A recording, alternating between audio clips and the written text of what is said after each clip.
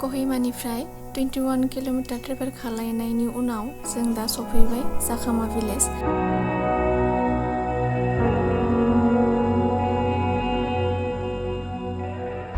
जेराव जों दिनैनि हरखौ स्टे खालामगोन।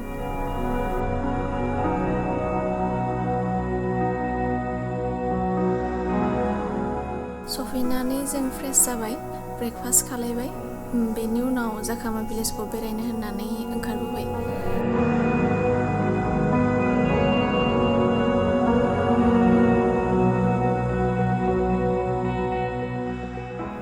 दा जों मर्निंनि ब्रेकफास्टखौ खालामखांनानै जों जोंनि जुक' भेलिसिमनि ट्रेकिंखौ स्टार्ट खालामबाय। बे ट्रेकिंआ अलमस्ट 5-6 आवारनि जागोन।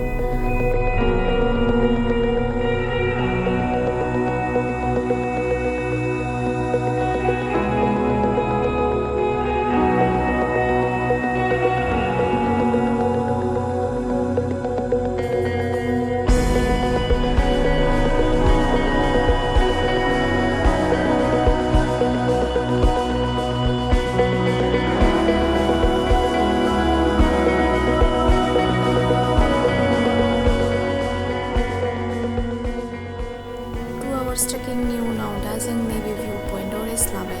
ओमफ्राय मेन जुक' भेलिया बेनिफ्रायनो स्टार्ट जासिगोन।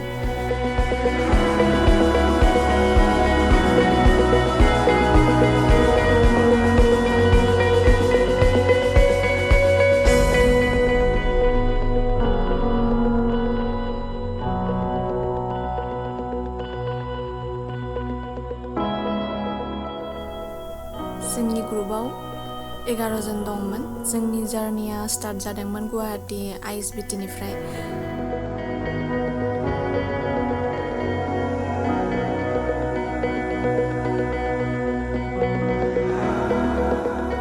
जोंनि ग्रुपआव लोगोफ्रा दंमोन क'क्राझार, चिरां, बाक्सा आरो उदालगुरिनिफ्राय।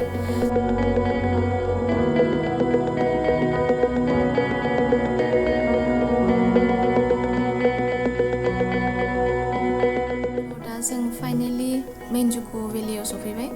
जोंनि स्टेया बेहायनो जागोन। बिकज सानसेयावनो फैनानै थांफिननो हाया, बेखायनो बेयावनो थानांगौ जायो।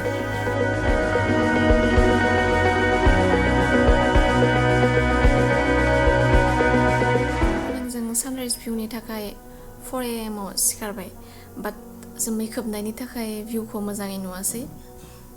दा जों जुक' भेलिनिफ्राय जाखामा सफैफिनबाय।